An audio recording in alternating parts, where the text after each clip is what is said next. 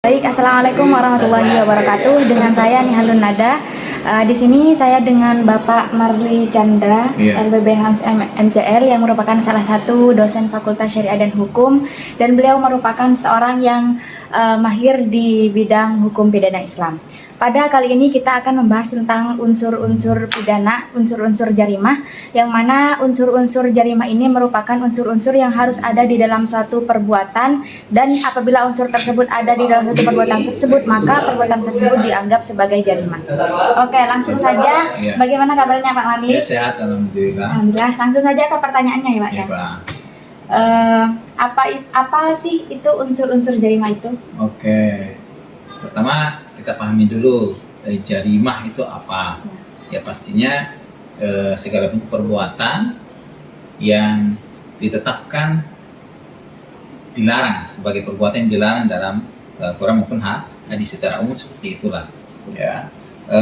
Di sini ada unsur-unsur yang secara umum dulu. Ya, secara umum unsur jarimah itu ada 3. Ada misalnya unsur syar'i. Unsur syar'i ini bisa disebut dengan unsur material dan hukum positif. Ya, syar'i ini hukum-hukum formil. Ya, unsur syar'i ini bisa dikatakan dalam hukum positif itu unsur formil. Bahasanya apa? Ada aspek legalitas di situ. Harus ditetapkan terlebih dahulu. Jadi bukan tiba-tiba haram, tiba-tiba dilarang, enggak. Harus ada teks yang mengawali itu. Ya, ini yang pertama. Yang kedua ada unsur madi. Unsur madi ini disebut, atau misalnya dalam istilah hukum positif disebut hukum material, unsur material. Berarti larangan itu harus tertulis secara jelas. Ya, dia harus tertulis secara jelas tuh. Ya. Apakah bentuk perbuatan dilarang itu bersifat yang berhubungan dengan jiwa, atau dengan kehormatan, atau dengan kelingkungan yang diperuntukkan untuk akal atau harta. Yang penting dia harus tertulis secara jelas perbuatan ini dilarang. Itu unsur madi. Larangan itu harus tertulis. Berarti yang kalau di dalam hukum Islam itu yang Al-Quran atau hukumnya itu di formil apa di madinya? Ini kalau formil itu legalitas ya. Berarti sebelum larangan itu sudah ada terlebih dahulu. Tapi bentuk larangannya apa? Nah, itu yang disebut unsur material itu. Ya, apa yang dilarang? Ya. Kemudian juga ada unsur terakhir, unsur adabi. Nah, itu di dalam istilah hukum positif unsur moral inilah. Di sini berkaitan dengan aspek pertanggungjawaban. Siapa sih yang bertanggung jawab apabila melakukan suatu hal beda? Apakah dia mempunyai dapat dituntut pertanggungjawaban itu atau tidak? Ini berkaitan dengan aspek kemampuan akal. Maka di sini yang berkaitan dengan unsur adabi ini syaratnya pastinya mukallaf. Ya, jadi selain mukallaf itu tidak diminta atau tidak dapat diminta pertanggungjawaban di situ. Seperti orang gila, anak kecil, nah itu nggak bisa diminta. Walaupun nanti ada perbedaan pendapat ya. Apakah misalnya umur 12 tahun itu sudah dapat diminta pertanggungjawaban pidana? Nah, kan tergantung nanti konteks apa. Dia sudah balik atau belum. Kalau dia akan dalam taklif itu dengan ketika dia sudah balik dan akalnya berfungsi normal. Nah, mungkin kita fokus ke unsur-unsur jarimah zina aja Pak. Di sini saya tambahkan, ini unsur umumnya. Oh iya. Tapi setiap perbuatan itu ada unsur khususnya masing-masing. Misalnya di pencurian, ya, itu berarti apa? Akhdhu syai' khufyatan, mengambil sesuatu secara sembunyi. Di sini apa? Syai' itu harta benda. Yang disebut dengan harta itu apa? Di sini juga ada perbedaan. Apakah yang haram itu bisa dikatakan sebagai harta? Ya, seperti misalnya babi, ya, dan segala bentuk yang berasal dari babi, apakah itu bisa disebut sebagai harta? Itu juga mempunyai turunan lagi. Kalau misalnya non-muslim menjual babi, apakah boleh atau tidak? Muslim menjual babi atau mendapatkan manfaat, boleh atau tidak? Secara umum itu tidak boleh. Itu bisa dikatakan bukan harta dalam konsepsi Islam ya. Itu ada perbedaan pendapat para ulama di situ. Begitu juga misal batasan harta yang dicuri. Itu juga ada perbedaan pendapat antara para ulama. Zina sendiri juga sama, ya. Dalam zina juga ada unsur, ya. Misalnya yang disebut zina itu, konsep zina ada dua. Apakah zina hudud? Zina hudud berarti apa? Ada hubungan seksual, pertemuan alat kelamin laki-laki dengan alat kelamin perempuan, ya. Itu jelas. Selain itu disebut dengan zina maksiat, ya. Berdasarkan hadis juga banyak, ya. Maka ada dua klasifikasi itu. Kita bicara sekarang zina hudud. Ya, zina hudud itu terbagi menjadi dua, ya. Ada yang muhsan dan ghairu muhsan. Yang muhsan ini yang ada ikatan pernikahan. Ada, kalau bahasa kita tuh spell lah, ya.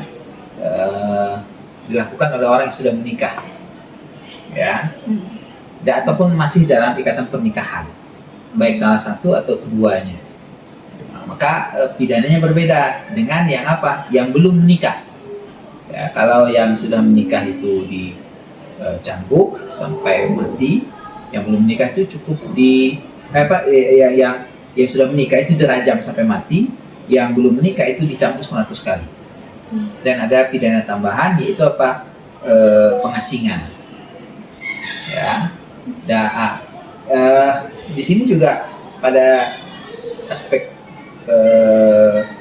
zina hudud ini juga ada ini juga ada permasalahan juga, ya.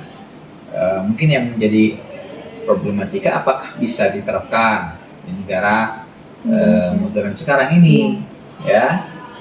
Maka kita tidak bisa mengatakan bisa atau tidak, gitu. Tapi bagaimana kita lihat apakah konteks masyarakatnya itu sudah sesuai dengan konteks masyarakat yang ideal apabila pidana ini diterapkan.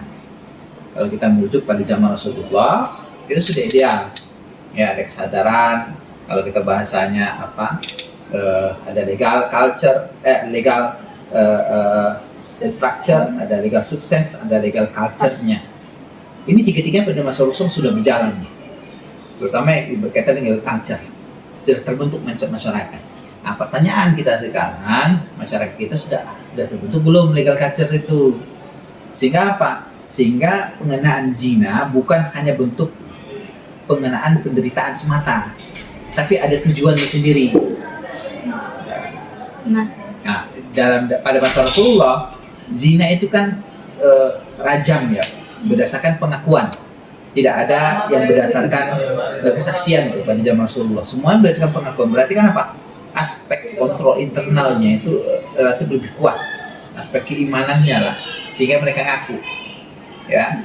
Dan pengenaan pidana zina itu kan dikenakan bagi the worst of the worst-nya lah, yang paling buruk itu loh. Nah,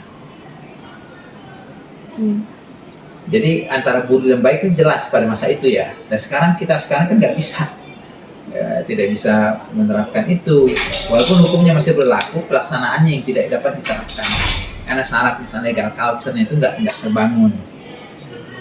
Tadi yang Bapak sebutkan itu kan ada unsur-unsurnya, salah satunya yaitu pertemuan alat kelamin. Yeah. Nah, apakah sama-sama mau itu termasuk unsur?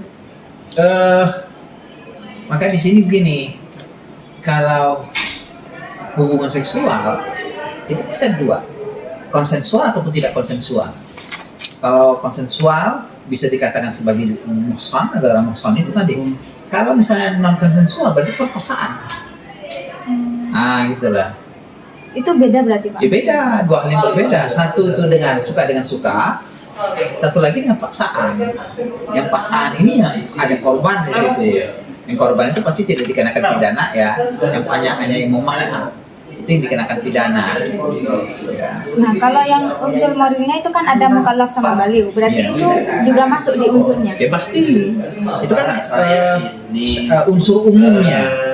Nah, ini unsur khusus, itu dibedakan. Misalnya unsur umum, misalnya ada unsur formil, material, moral. Itu kan setiap tindak pidana harus ada itu. Misalnya dia sudah ada perbuatan itu sudah dilarang terlebih dahulu.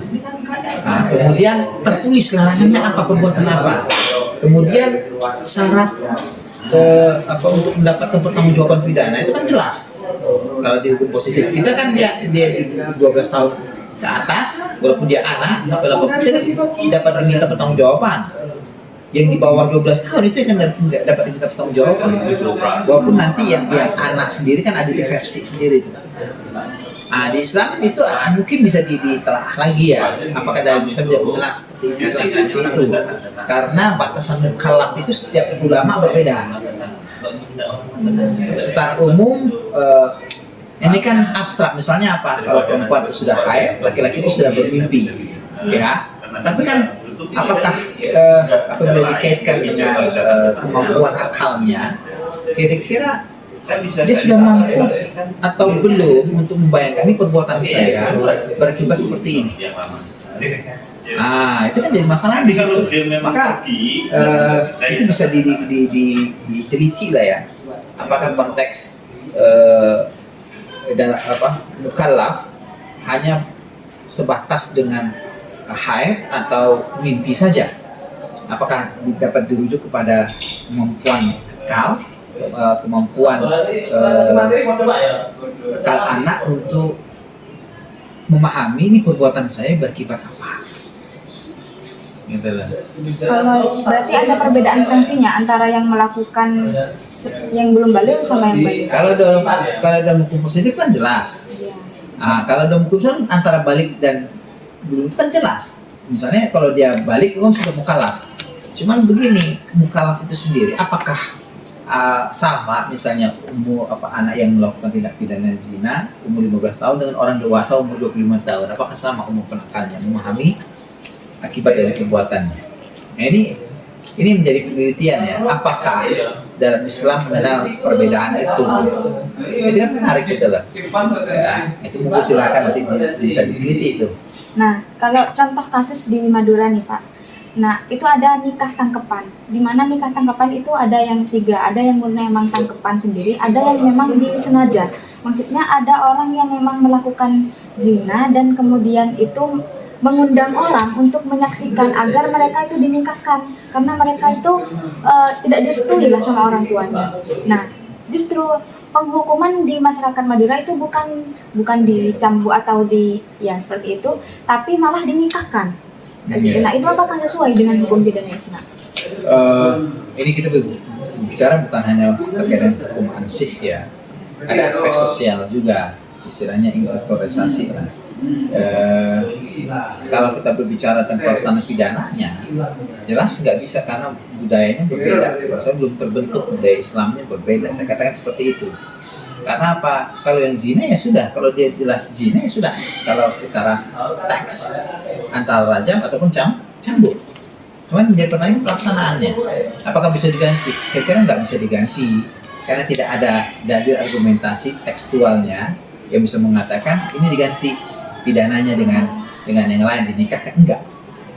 Walaupun nanti akan ada permasalahan, ini orang yang sudah berzina boleh dinikahkan atau tidak, itu ada perbedaan pendapat antara mazhab.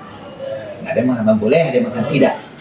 Yang boleh sendiri pun ada pembatasan, tidak boleh berhubungan sampai kalau dia hamil sampai ini melahirkan, baru akad baru. Ya, itu kan permasalahan kontemporer sekarang. Untuk menutup kemaluan anaknya dinikahkan, itu juga ada perbedaan pendapat. Kalau misalnya perbedaan pendapat di peran niat di unsur-unsur jarimah itu pasti ada. Misalnya ada amat, ada syubu amat, ada khata, ya itu ada perbedaan itu. Misalnya ada yang mereka berniat untuk membunuh atau berniat untuk melukai, ya pasti lebih berat dengan syubu amat atau khata. Nah, syubu amat itu dia tidak ada niat tapi perbuatannya dia niat untuk melakukan perbuatan tapi bukan untuk membunuh. Nah, itu misalnya saya ketika berburu tuh, dia maksudnya untuk menembak binatang buruan, tahu-taunya yang dianggap itu membunuh itu manusia. Dia ada niat untuk melakukan menembak binatang buruan tapi kan bukan untuk membunuh. Itu misalnya si Bu Ahmad tuh, dan Ahmad memang ada niat untuk membunuh, itu Ahmad. Dan khata itu ya kelalaian, kesalahan. Misalnya memberikan darah, ya, itu nabrak orang, itu kesalahan, ya. Itu ada perbedaan di situ, nggak sama. Ini ada lagi kasus Pak. Itu memang udah zina, ketahuan zinanya kenapa? Karena sampai hamil. Nah, dan dia itu udah dewasa, akan tetapi dia itu kurang akalnya. Gitu. Nah, itu bisa dihukum zina apa enggak? Ya kan sama seperti mukallaf tadi, ya. Itu kan fungsi ada dua, balik dan akal. Akalnya sempurna atau tidak? Kalau dia tidak sempurna berarti dia bukan mukallaf. Berarti dia tidak dapat diminta pertanggungjawaban. Jadi simpel sebenarnya, dia balik, ya, dan akal. Kalau zina ini bisa berubah jadi takzir, berarti nggak bisa? Tidak bisa, kecuali dalam kasus perkosaan ya. Ada dua pendapat, ada yang mengkiaskannya tetap kepada zina, tapi ini lebih parah lagi, aula, karena ada paksaan. Ada juga dia mengatakan kepada takzir, karena apa? Tidak ada teksnya yang mengatakan ini zina. Dan pasti takzir itu pidananya bisa dalam bentuk taubih, menjelekkan, atau sampai pidana mati. Jadi takzir itu ini juga kita merujuk kepada klasifikasi hukum pidana dalam pidana Islam ya. Klasifikasi ini berdasarkan tertulis atau tidak tertulisnya. Maka terbagi menjadi 3. Ada hudud, qisas, dan takzir. Ataupun ada yang mengatakan terbagi menjadi 2, hudud dan takzir saja. Nanti hudud ini terbagi lagi menjadi apa? Hudud dan qisas. Karena apa? Hudud itu kan batasan yang ada dalam Al-Quran maupun hadis. Batasan ini ya disebut dengan hudud dan qisas ya. Hudud ada misalnya seperti pencurian, kemudian zina, kemudian menuduh orang berzina, qadzaf, kemudian ada sarikoh, kemudian ada bagyu, pemberontakan, begitu juga ada riddah, murtad, ya walaupun nanti di sini juga ada ada perbedaan pendapat ya antara misalnya bagyu misalnya murtad ya, dan yang kedua itu syurul khamar. Nah, itu ada perbedaan pendapat di situ antara ulama apakah hudud atau tidak, karena apa? Dalam Al-Quran tidak ada, adanya dalam hadis. Dalam Quran misalnya dalam hadis misalnya dalam sudah murtad ya, man baddala din waktu bangsa pemerintah bunuhlah. Tapi hadisnya ini ada yang mengatakan ini dhaif ya. Maka ada perdebatan di situ. Ada yang menerima ini sebagai hudud, ada yang menerima ini sebagai takzir. Ya. Dan apakah langsung orang murtad dibunuh? Belum tentu juga. Ya. Ada ulama juga Musarraf itu memberikan waktu sampai syubhah. Karena orang-orang murtad itu kan ada syubhah, ada keraguan. Sampai syubhah ini hilang. Ya. Dan itu tidak ada batasnya waktunya. Jadi umum silakan cari. Dia misalnya keluar dari Islam, ya sudah dia murtad, hukum murtad, tapi pelaksanaan pidananya nggak langsung dipidana mati ya, enggak. Silakan sampai dia belajar lagi tentang Islam dan sebagainya. Itu pendapat para ulama ya. Jadi bukan langsung hitam putih ya. Ini dibunuh, enggak seperti itu pelaksanaannya. Ya, dalam pidana termasuk dalam pidana zina, potong tangan, itu juga bukan ini terbukti mencuri potong tangan, tidak seperti itu ya. Maka kita berbicara tentang hukum satu hal dan pelaksanaan satu hal lagi. Ada masing-masing ada syarat dan ketentuannya. Kemudian ada kisos itu yang pidana mati. Kalau membunuh dengan sengaja dia dibunuh, dan itu juga ada aturannya sendiri. Misalnya dia mendapat pemaafan, apakah tetap dibunuh, maka diubah dari pidana mati mungkin di pembayaran dia uang darah istilahnya, dilindungi. Ataupun ada pemaafan secara total dari ahli waris, itu dipersilahkan.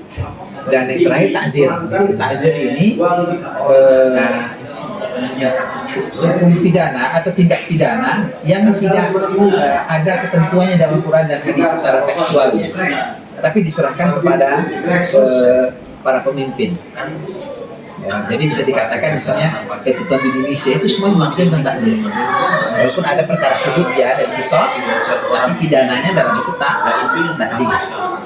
Ya, penjara sebagainya itu mayoritas dalam bentuk takzir. Pertanyaan sebelum terakhir nih Pak, Ya. ada kasus di Madura baru-baru ini, itu mahasiswa UTM Joyo di Bangkalan itu yang Membakar. ya, itu kan awalnya berzina terus hamil kemudian dibakar. Bagaimana kalau ditinjau dari hukum pidana Islam? Hukumannya. Pertama kita berbicara hukum ya, Ya. bukan pelaksanaan ya. Bicara hukum pasti berzina. Dan dia kan belum menikah, maka campur 100. Kemudian juga ditambah dengan dia melakukan pembunuhan di situ. Berarti apa? Dia ada pembunuhan. Ya, antara dua ini kira-kira mana yang berat? Ya pembunuhan. Ya, maka pilih salah satu aja. Biasanya kalau Islam itu ada misal tadakhul. Tadakhul itu pidana yang ringan dimasukkan kepada pidana yang berat. Ya, ini melakukan dua itu kan, ya sudah. Ya pidana pembunuhan saja kisos.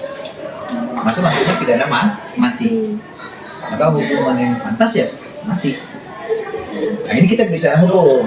Apakah dilaksanakan? Ini belum tentu. Tergantung dengan syaratnya juga apa negara memberikan ketentuan itu nggak bolehkan atau tidak. Nanti apakah pidana mati digantung, dicambuk, digantung, dipancuk atau ditembak, itu tergantung kebijakan atau polisi negara.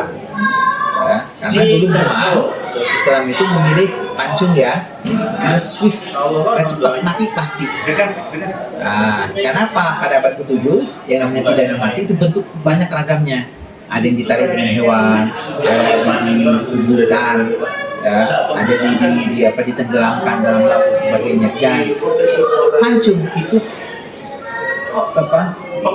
bentuk memberikan kematian yang paling ringan tanpa penyiksaan dibandingkan dengan itu. Apakah pidana pengenaan pancung ini bisa digantikan dengan lain? Itu ada perdebatan di situ. Pertanyaan yang terakhir Pak. Ya. Saran dari Bapak agar anak muda sekarang itu tidak terjerumus kepada perzinahan. Oke. Yang pastinya kita sama-sama menjaga pandangan, jaga kemaluan. Itu aja. Jaga pandangan, jaga kemaluan. Yang laki-laki jaga pandangan, jaga kemaluannya, perempuan jaga pandangan, jaga kemaluannya. Berarti apa? Sama menjaga aurat dan sebagainya. Termasuk apa? Langkah awal dari zina itu pacaran. Dan ini kan perubahan normal di masyarakat. Kalau dulu orang pacaran itu nggak akan berani depan boncengan, itu nggak akan berani dulu. Nah, sekarang norma itu udah blur. Orang pacaran yang muda sekarang kalau nggak kissing, hugging, ya kemudian ada HB katanya hubungan HS, hubungan seksual, itu sebagai hal yang lumrah. Ya, nah itu kan berarti apa? Ada erosi atau misalnya ada perubahan di situ, konsepsi moralnya itu. Atau misalkan kalau kita belajar kriminologi ada kontrol sosial yang loose. Nah itu ya kembali lagi kan pada diri kita ya. Yang pastinya dalam zina yang begitu perempuan. Jadi titik beratnya di sini laki-laki juga harus jaga pandangan, jaga kemaluan. Perempuan juga ini lebih menjaga kehormatannya, menjaga pandangan, menjaga kemaluan. Dan terakhir pada surah An-Nur ayat 30-31 untuk laki-laki itu cuma 2 baris. Jaga pandangan, jaga kemaluan. Untuk perempuan itu panjang ayat. Ini berarti apa? Menunjukkan concern Islam terhadap perlindungan hukum bagi perempuan yang berupa langkah preventif. Ini loh jaga pandanganmu, jaga auratmu. Ini loh aurat yang boleh tampilkan kepada siapa. Berarti apa? Dia harus paham nih, oke, ini boleh saya tampakkan aurat saya. Ini tidak boleh. Nah, cuman kan berapa banyak orang yang paham itu kan. Nah, itu jadi masalahnya. Ya mungkin itu ya. Iya Pak, terima kasih banyak Pak. Oke, terima kasih Bapak Marli sudah meluangkan waktunya. Sekian dari kami, mohon maaf apabila terdapat kesalahan. Wassalamualaikum warahmatullahi wabarakatuh. Oke, bagaimana hasilnya teman-teman? Tentu sangat menarik dan juga sudah dijelaskan dengan sangat rinci. Di sini saya akan menjelaskan dan menyimpulkan tentang apa yang sudah kita sampaikan dengan Bapak Marli. Yang pertama yaitu bahwa unsur-unsur jarimah itu dibagi menjadi 3, yaitu yang pertama yaitu unsur formil yaitu syar'i, dan kemudian yaitu unsur material yaitu madi, dan yang ketiga yaitu unsur moral yaitu adabi. Nah, di mana pada podcast pada kali ini itu berfokus pada unsur-unsur jarimah yang zina. Jadi kita tidak membahas tentang unsur-unsur jarimah selain zina seperti pencurian dan lain sebagainya. Di mana unsur-unsur jarimah zina ini juga berpengaruh. Ada yang berpendapat bahwa mukallaf dan baligh itu juga termasuk dari unsur-unsur dari jarimah. Dan juga perlu diketahui bahwa di dalam unsur-unsur jarimah itu terdapat unsur mau sama mau. Karena mengapa? Karena jika tidak mau sama mau, maka itu berbeda konsep, yaitu itu bukan jarimah zina, akan tetapi itu bisa ke pemerkosaan. Nah, lalu bagaimana dengan hukum pidana Islam jarimah zina ini? Apakah unsur-unsur tersebut bisa diterapkan di dalam hukum pidana di Indonesia kali ini? Tentunya tidak semuanya harus bisa diterapkan di Indonesia. Karena mengapa? Karena sekarang konsep di masyarakat itu sudah berbeda. Jadi di mana hukum pidana Islam itu sudah tidak bisa disamakan dengan hukum pidana di Indonesia secara 100% seperti itu. Mungkin hanya itu kesimpulan dari saya. Kurang lebihnya mohon maaf, dan kembali lagi di podcast selanjutnya. Wassalamualaikum warahmatullahi wabarakatuh.